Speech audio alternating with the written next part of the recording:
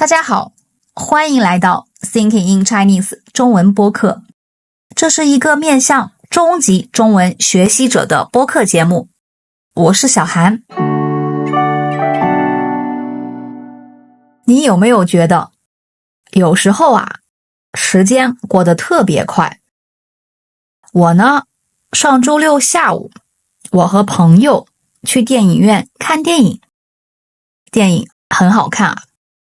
等我们看完电影，走出电影院，哇，天已经全黑了。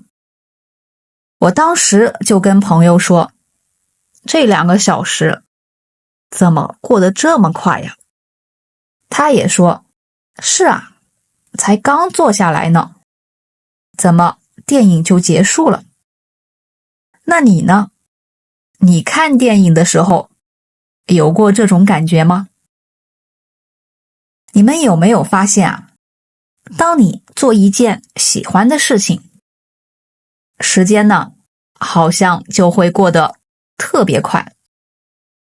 当你玩游戏的时候和老朋友聊天的时候你以为才过了几分钟，可一看时间，哇，竟然过了好几个小时了，是不是这样这种时间变快了的感觉，每个人都有过，对吧？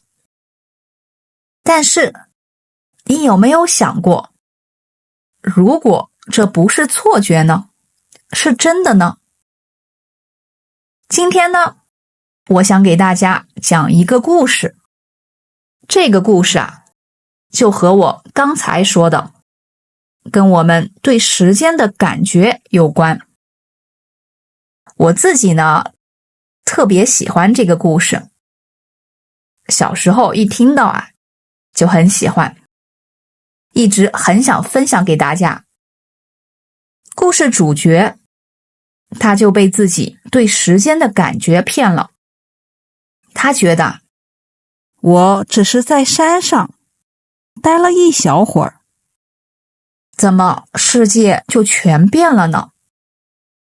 故事的主角是一个小伙子，一个叫阿王的年轻人。有一天他像往常一样走进山里干活。干什么活呢？就是去山上收集木头，砍木头。砍木头你得用工具，对吧？他的工具就是一把斧头。那天他带着斧头走进山里，他以为这只是普通的一天，但他不知道的是，当他放下斧头的时候，他的人生，甚至整个世界都变了。那到底发生了什么呢？大家可以先猜一猜。我呢，会先把整个故事讲一遍，你可以边听边试一试，看能不能听懂。故事里的主角阿王，他到底做了什么让他忘了时间呢？讲完故事以后呢，我还会和大家说一说这个故事里哪些好玩的地方，还有我自己的一些想法。好了，准备好了吗？我们的故事马上开始。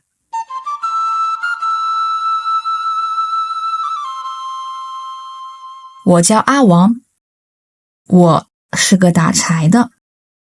简单说，就是靠砍柴卖木头生活。今天我想跟你们说一件事儿，一件特别奇怪的事儿。这件事过去多少年了？说实话，我自己也说不清。反正现在村里的人都觉得我很奇怪。可我自己知道啊，我只是个很普通的人，真的。这件事啊，是很久很久以前的事儿了。那是一个夏天的早上，跟平常一样，天刚刚亮，我就起床了。那一年，我25岁，一个人生活。我住在村子东边，一个小小的房子里。房子不大，但是啊，挺安静。我们这个村子呢，就在山脚下，只要一开门，眼前就是山，一座接着一座。春天是绿色的，秋天是金色的。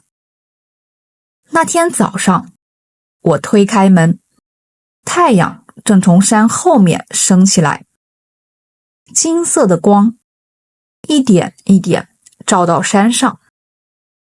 我站在门口，伸了个懒腰，心里想，哇，今天是个大晴天啊，天气真不错。这种天气最适合进山砍柴。我走到门边，拿起那把斧头。这把斧头啊，是我爸留下来的，已经很多年了。今天早上，我刚刚磨过它，锋利得很。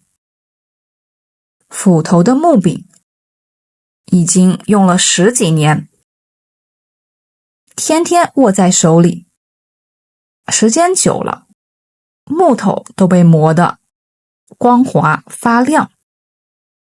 我每次拿起来，心里啊都觉得很踏实，就像老朋友一样。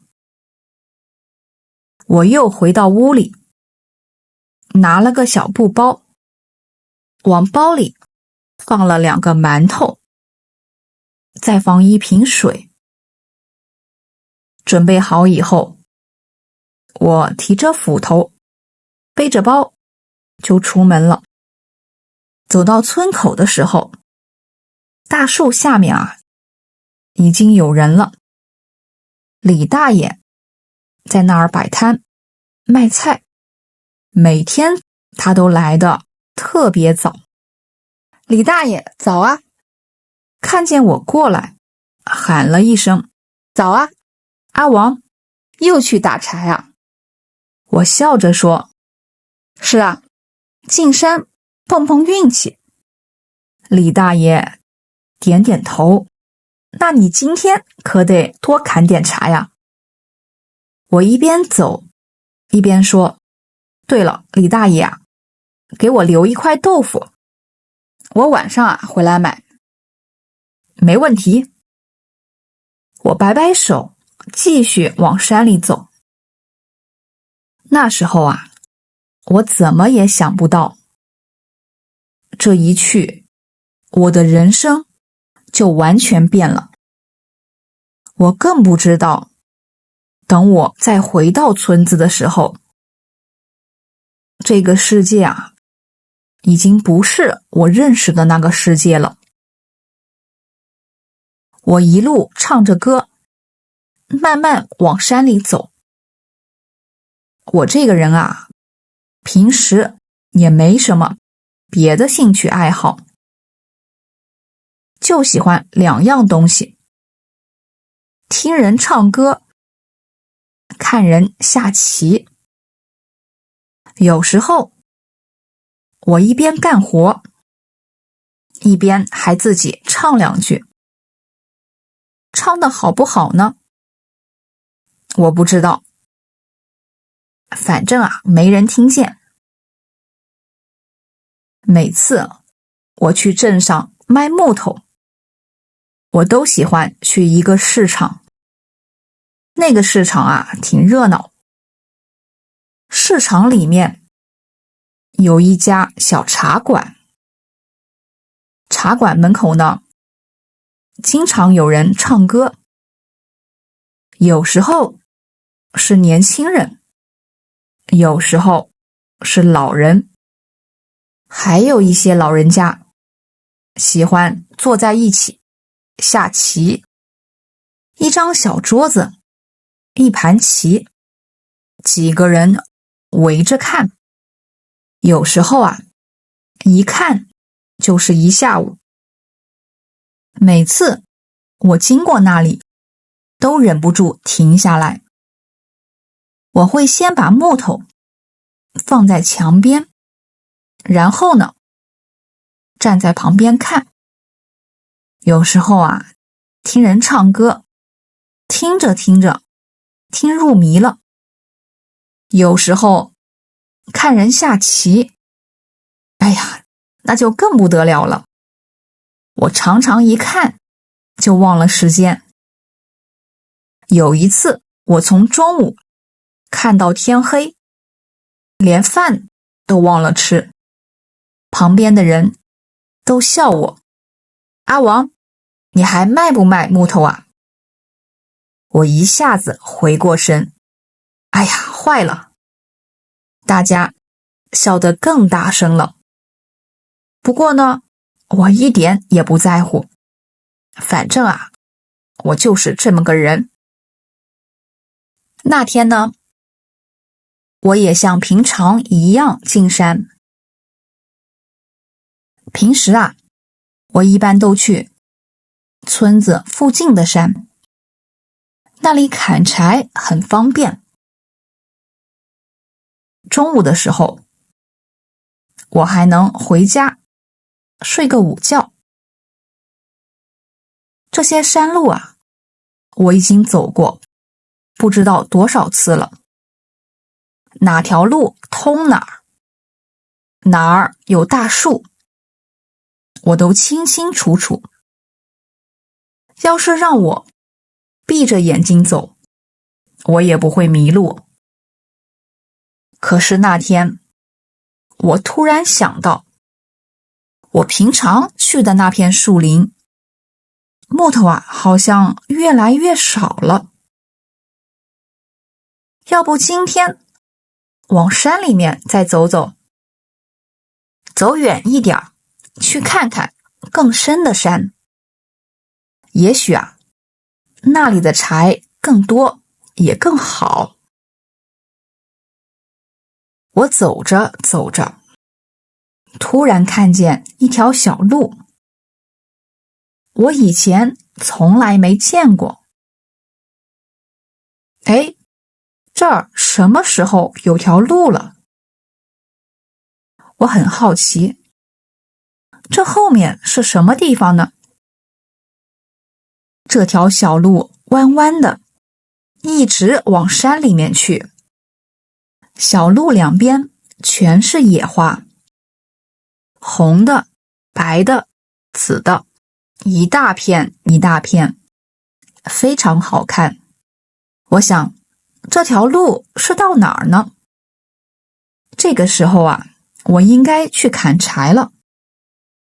可我这个人啊，有个小毛病。什么毛病？好奇心太重。看到什么新鲜的东西，我就特别想去看一看。要是不去看啊，我心里就一直想着，哎呀，难受。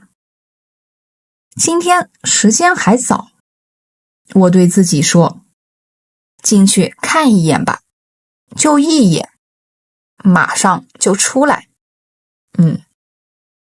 我当时啊，就是这么想的，我就进去了。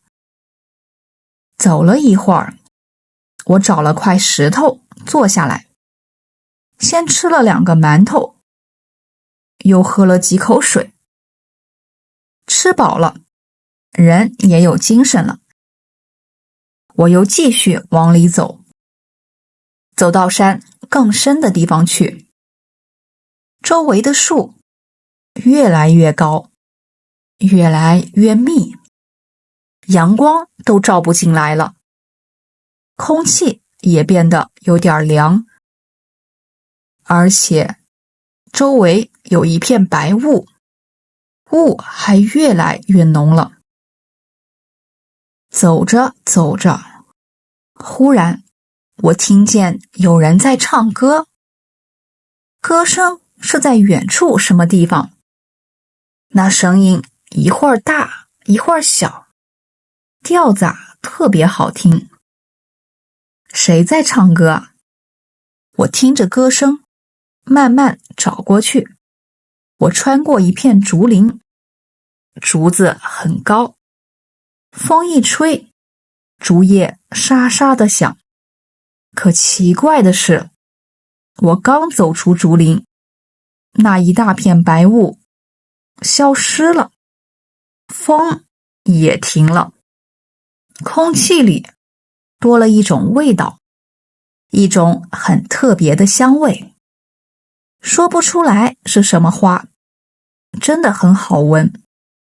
香味越来越浓，我眼前出现一片空地，空地中间有一块很大的青石板，就在那块青石板上坐着2个人，2个白发老人，他们面对面坐着，正在下棋。2个人呢，都有长长的白胡须，身上穿着白色的衣服。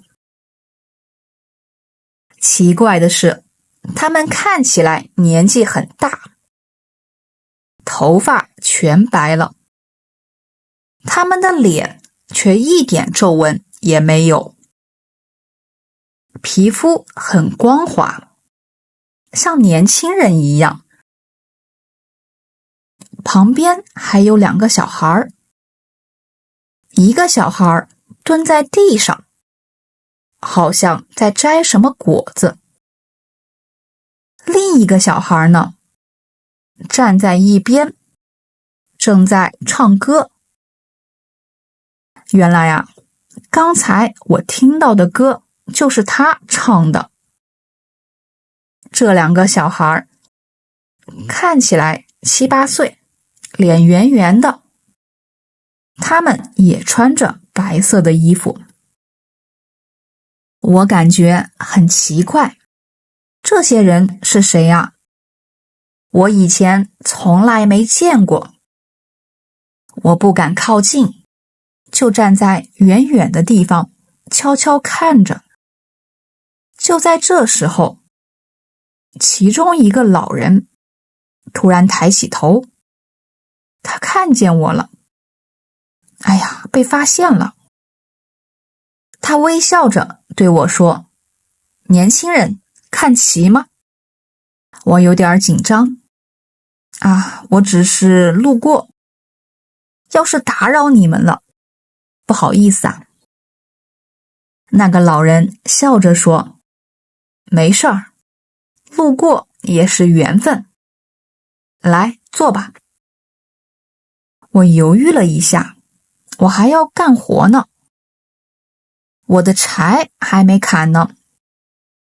我想起来，我还没砍柴呢。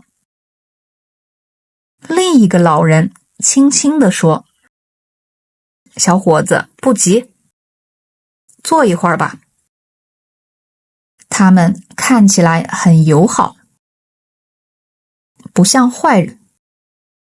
我心里呢，慢慢放松下来了。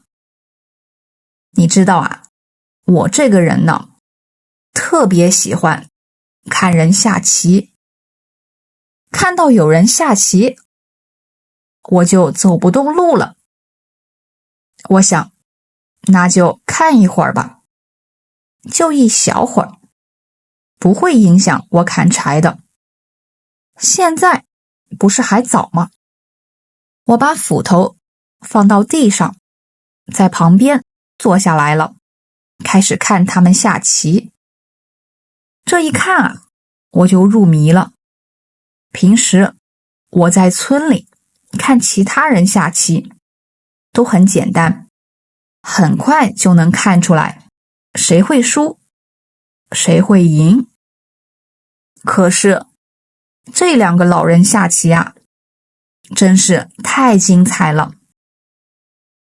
有时候我看着看着，心里都着急死了。一会儿啊，替这个人着急，一会儿呢，替那个人着急。我忍不住小声说：“走这里，走这里。”两个老人呢，一句话不说，只是静静地下棋。我连眼睛也不敢多眨一下，生怕错过一步棋。慢慢的，我完全忘记了时间。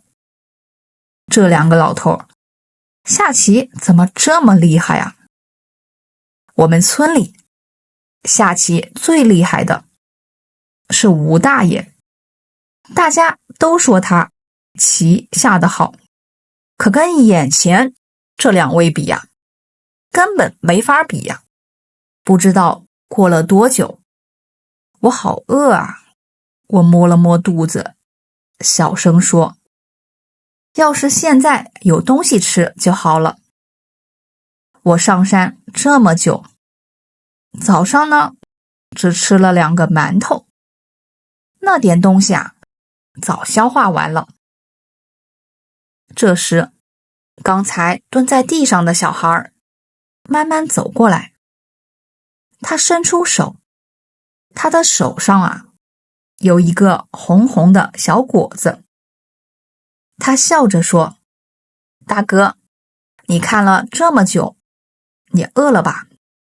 这个给你，吃了吧。”我接过果子，看了看，这个果子啊，红红的，小小的，差不多啊，有一个枣子那么大。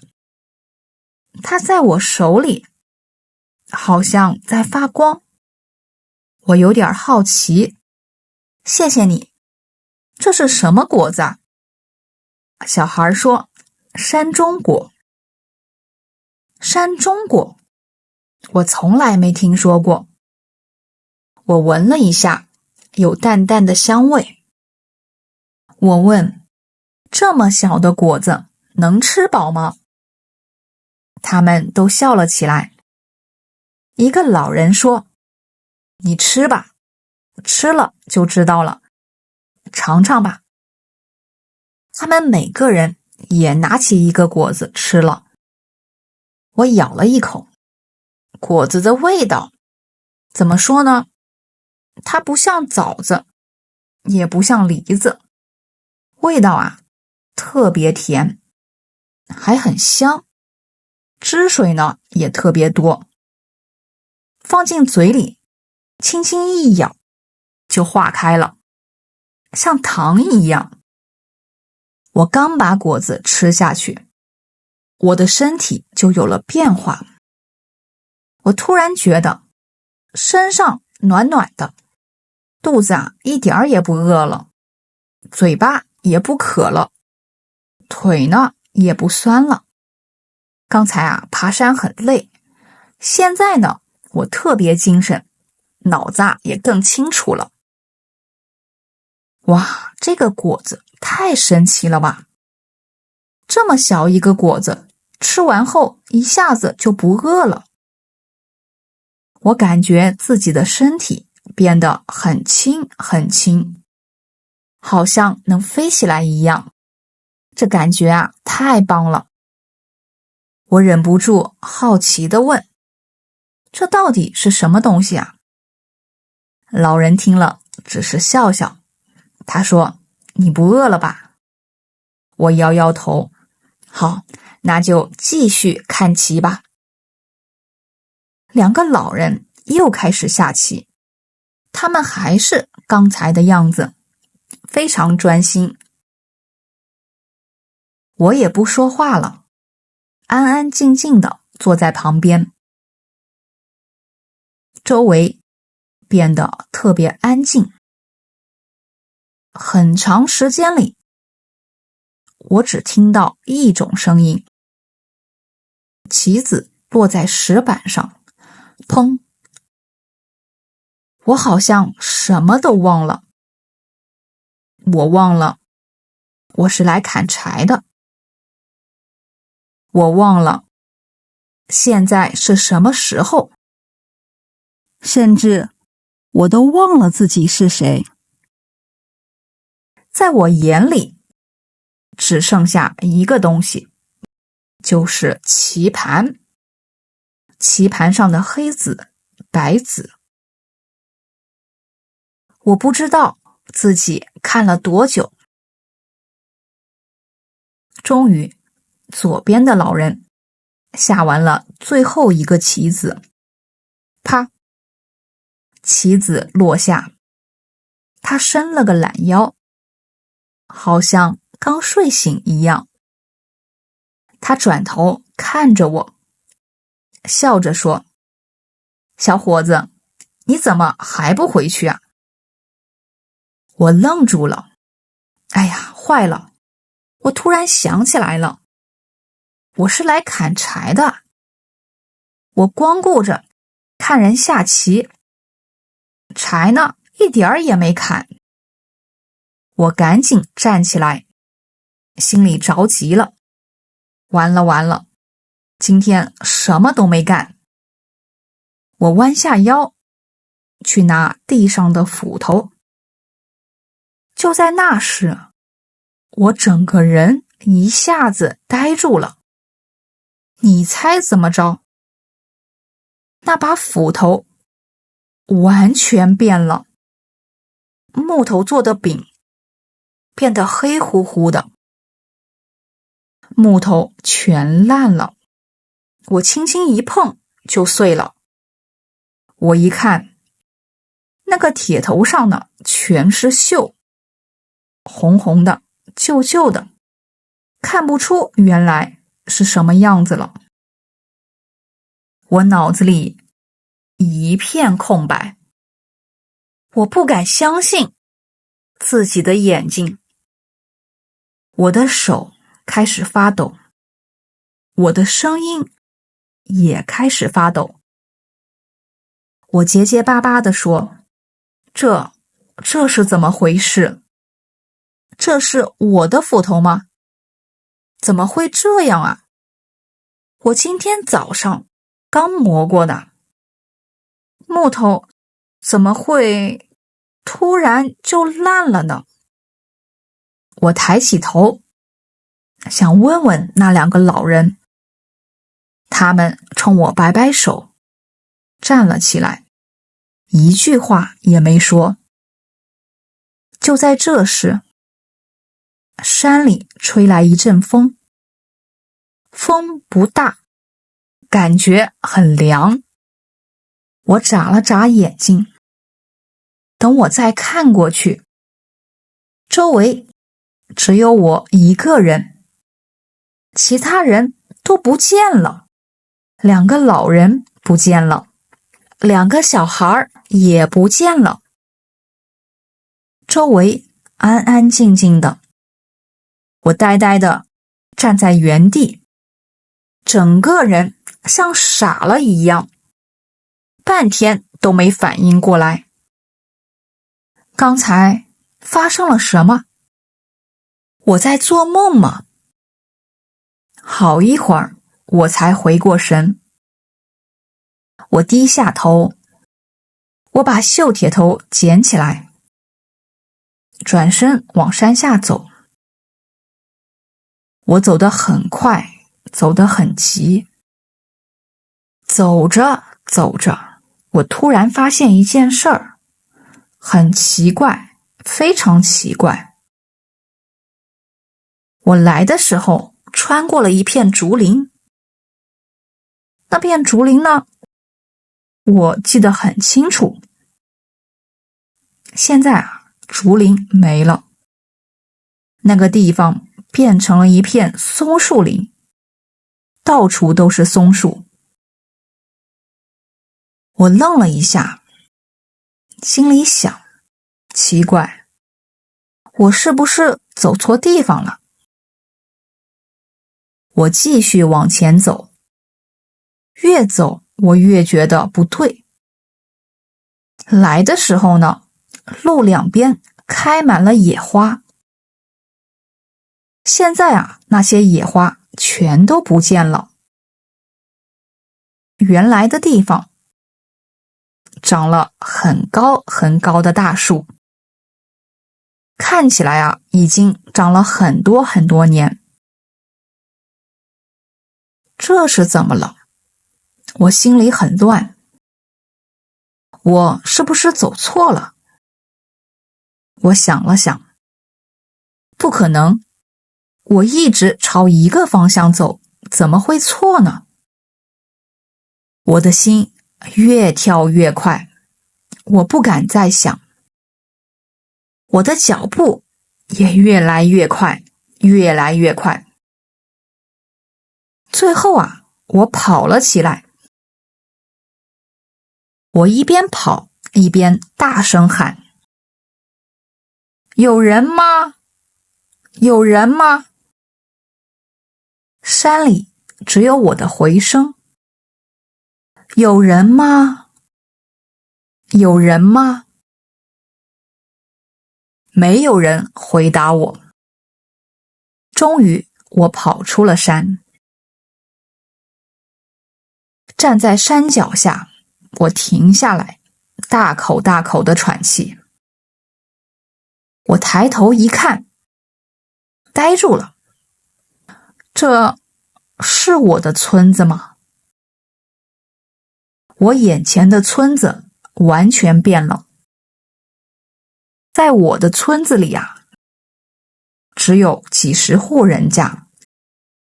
可是这个村子很大，到处都是房子，一排一排的房子，看上去啊，至少有几百户人家。村口有一棵大树，和我村子的树很像，可是这棵树啊更粗，比那棵树粗了好几倍，两个人都抱不过来。我越看心越慌。我往村子里走，路上我遇到很多人，可我一个人也不认识。他们穿的衣服很奇怪，我没有见过，不是我们村里人的衣服。有的人啊，一直看着我，好像在看什么奇怪的东西。我听到他们在小声议论我。有人说：这个人是谁呀？怎么从来没见过？另一个人说：对啊，好奇怪，他手里拿的什么？还有人小声说：你看他穿的衣服，像不像古代人？我不知道他们这些话是什么意思。这时候，对面走过来一个老爷爷，他看上去啊很友好。我走过去，紧张地问他：大爷您好，请问这里是王家村吗？老爷爷点点头，笑了笑：是啊，这里就是王家村。我一听，松了口气。太好了，看来啊，我没走错地方。小伙子，你是谁呀？我说：我是阿王啊。他慢慢地说：阿王？哪个阿王啊？我说：我是砍柴的阿王啊。我家就住在村东头呀。老爷爷一听，脸上的笑没了。他眯着眼，上上下下地看着我，看了好一会儿。他摇摇头：年轻人，你不是我们村的人。我在村里住了一辈子，从来没见过你呀。我急了，怎么可能？我从小在这儿长大的。我今天早上出门的呀，去山里砍柴啊。周围好奇的人越来越多，老爷爷皱着眉，想了很久很久，嘴里念着阿王，阿王。等等，你说你叫阿王？我点点头，对啊，就是我，打柴的阿王。老爷爷看着我，你说的不会是那个很多年前失踪的人吧？我愣住了，什么？很多年前？老爷爷指了指村子后面的大山。对啊，我小时候听我爷爷讲过一个故事。很久很久以前，村里有个年轻人，名字就叫阿王。有一天，他上山砍柴去了，然后再也没有回来。村里人找了很多天都没找到。后来大家都说他也许被老虎吃了。老爷爷停了一下，算算时间，差不多有200年了吧。听到这里，我腿一软，差点站不住。什么200年了？怎么可能呢？我只是看了一会儿棋呀。我就在山上看2个老人下棋，怎么可能过了200年呢？我抬起头，看着村子后面的山，山还是那座山，满山都是绿色的树，和我早上上山的时候一模一样。这时候太阳快落山了，金色的夕阳照在山上，天快黑了。这一切是不是梦呢？我低下头，又看到手里的东西，一个生了锈的铁头，冷冰冰的。我轻轻摸了摸，难道真的过了200年？后来我把山里的事讲给村里的每个人听，还把生锈的斧头拿给每个人看。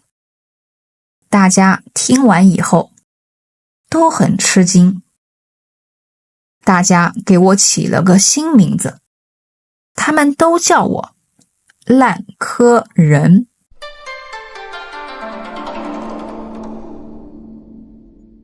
好了，故事讲完了。怎么样？你听明白了吗？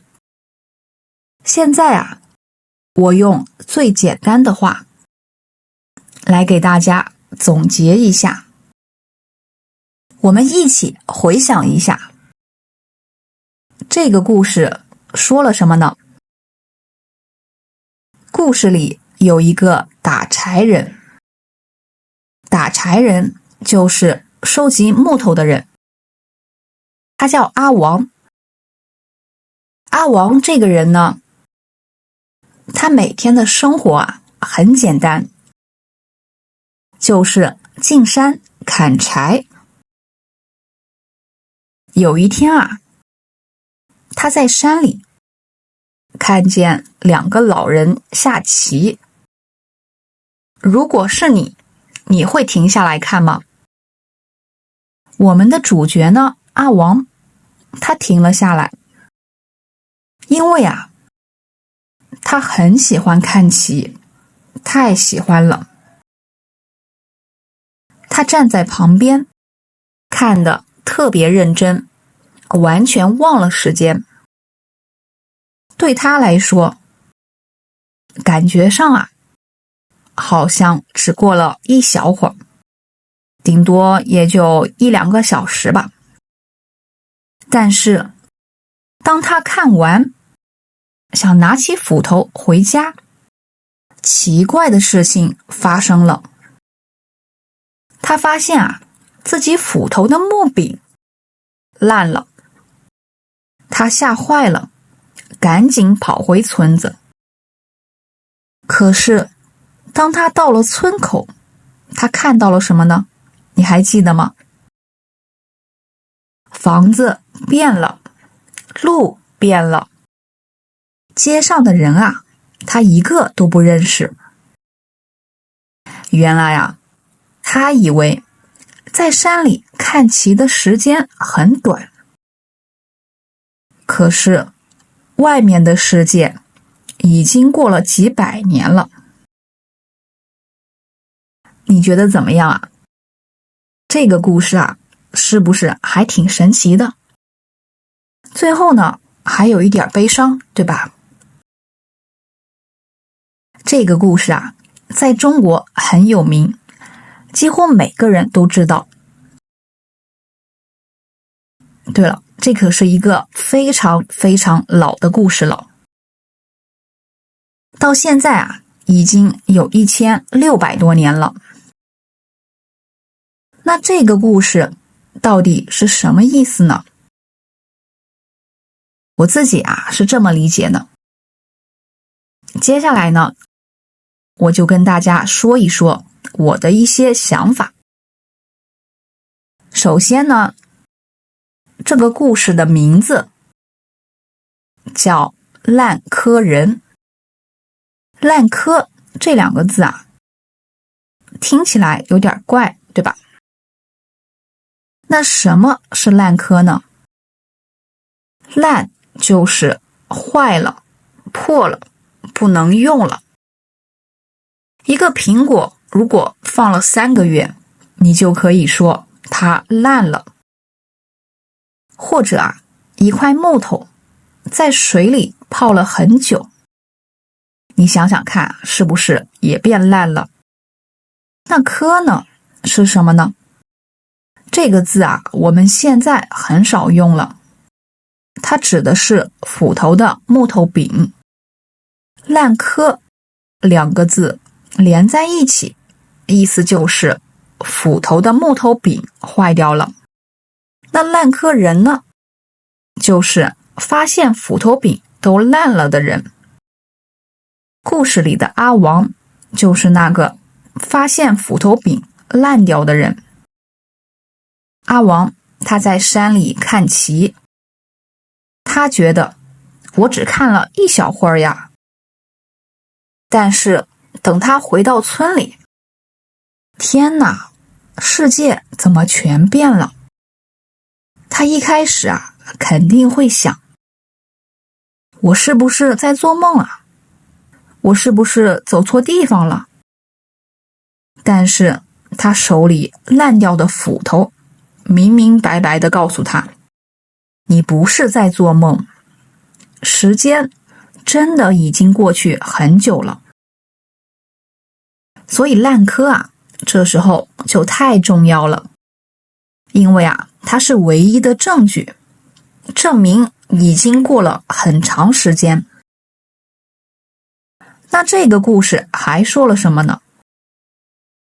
第2点我想说的是，时间其实是你自己的感觉。时间对每个人来说是很主观的。主观是什么意思呢？就是说你自己的感觉是什么。我们今天开头也说了，时间是快还是慢，看你的心情，对吧？快乐的时候呢，变快；不高兴的时候变慢。你做自己喜欢的事儿，你和喜欢的人聊天，3小时，感觉就像3分钟。但是如果你急着去见朋友，路上堵车了，等红绿灯等了3分钟，是不是这时候啊，就感觉像3个小时那么长了。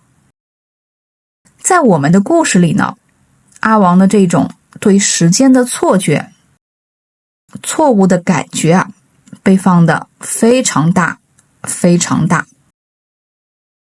我记得前几年啊，疫情最严重的时候，那时候啊，大家都待在家里，不能出门。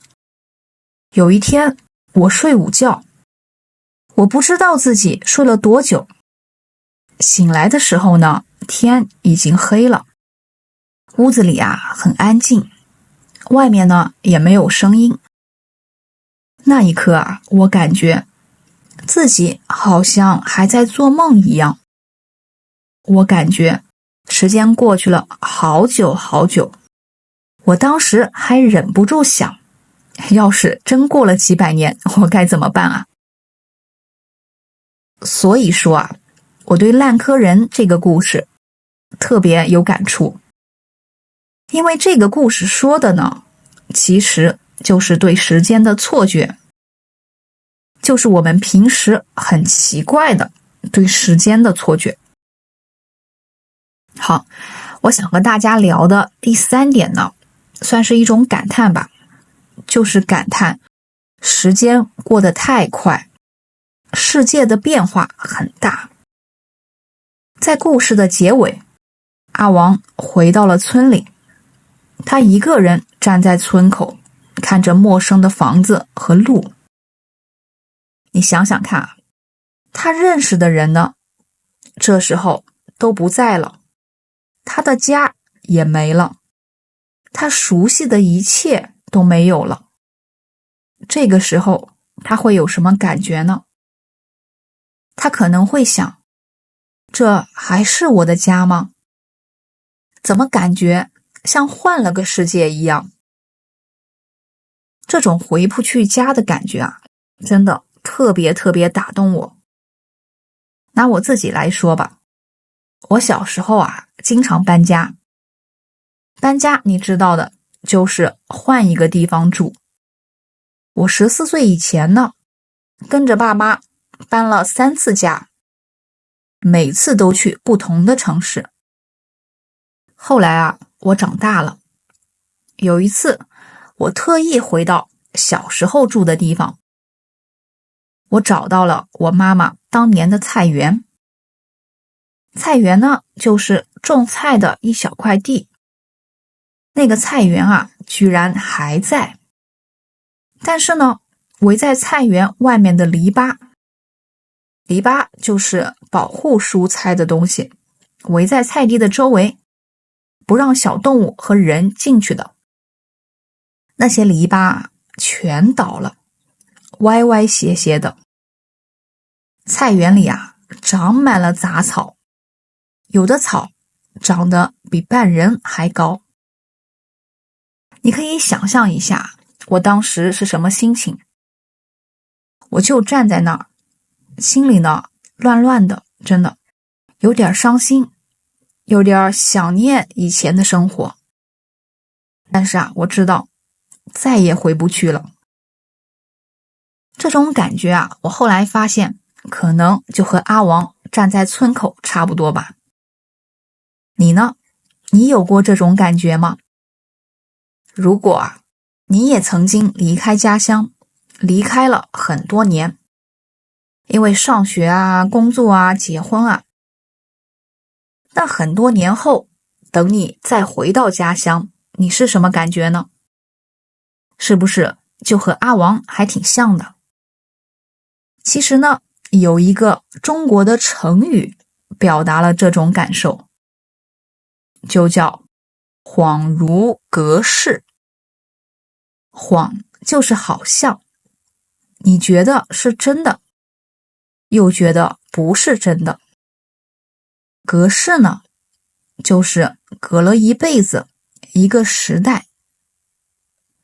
所以恍如隔世，意思啊，就是说时间过去很久，变化很大，和以前啊完全不一样了。你就感觉好像做梦一样，好像另一个世界一样。比如说，你离开家乡10年了，你回去后发现路宽了，以前的老房子没了，变成了高楼。以前的朋友认识的人呢，都变了很多。这时候啊，你就可以感叹一句，真是恍如隔世啊。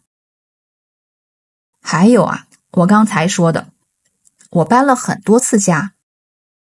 当我回到小时候住的地方，看到篱笆倒了，草长高了，我也可以说，真的是恍如隔世啊。好了，说完我对这个故事的想法，我发现啊，在其他国家也有差不多的故事。我记得我第一次读到这个故事的时候呢，还挺惊讶的。这个故事啊，怎么和烂柯人这么像？你知道我说的是哪个故事吗？大家可以猜一猜。这个故事的主角呢，是一个特别怕老婆的男人。他就是个特别普通的人。有一天啊，他跟妻子吵架，心情不好，跑进了山里。在山里呢，很好玩的是，他也遇到了几个奇怪的人。这几个奇怪的人呢，也在玩游戏。玩着玩着，天黑了，他陪这些人喝了点酒，结果呢，在山里啊睡了一大觉。第二天啊，他醒过来，下山回家，结果他发现，天哪，他居然睡了整整20年。外面的世界啊，早就变了。他最怕的妻子已经不在了。最后啊，他只能跟已经长大的女儿还有孙子住在一起。你可能知道这个故事吧？这个故事啊，在英语里也很有名，就是瑞普·凡·温克尔，也有翻译成李伯大梦的。作者呢是美国的华盛顿·欧文。我觉得特别有意思的一点啊，就是在美国这个故事里，只过了20年，不算特别长。对比一下呢，中国的阿王看齐，一看啊就是几百年。我很想知道啊，在你的国家里呢，有没有类似的故事啊？如果有，一定要在评论区告诉我。你看啊，这两个故事，美国的故事和中国的故事有点不一样，但是呢，我觉得他们要讲的东西啊，其实都差不多，那就是我们所有人其实都怕时间太快，世界变化太大。你觉得是不是这样呢？在现在的中国啊，这种恍如隔世的感觉其实啊很普遍。大家都知道啊，中国的发展真的是太快了。有时候啊，你只是去外地读了几年书，回来就发现，哎，家门口那条路我怎么不认识了？甚至啊，有时候你只是出门旅游，玩了几天回来，街上的店怎么都变了？咖啡店没了，变成了小超市。不知道你的国家是什么样？当然啦，我知道每个人啊对这个故事都有不一样的想法了。你呢？你是怎么想的呢？你有过恍如隔世的感觉吗？是在什么时候呢？欢迎在评论区和我说一说。好了，今天的故事啊，讲到这里也差不多了。如果你想让你的中文说得更地道、更好听，你可以跟着我学习刚才讲故事的语气，一句一句模仿，哪里该停一下，哪里该大声一点，你都可以试着学一学。这样练下去啊，你的中文一定会变得超级自然。你还可以用你自己的话把这个故事再说一遍。你不用担心说错，多练几次，练多了，你一定会发现，我竟然能用中文讲故事了。这种感觉啊，一定会很有成就感，对吧？好了，今天啊，我们就聊到这里了。大家听完后，你有什么想法吗？如果你跟我一样很喜欢这个故事，你也可以跟着我来想象一下，那个打柴人回到村子以后，他接下来该怎么生活呢？如果你是他，你会怎么办？最后呢，不管是想聊的话题，还是想听的故事，你呀都可以告诉我。你喜欢这种用故事学中文的方式吗？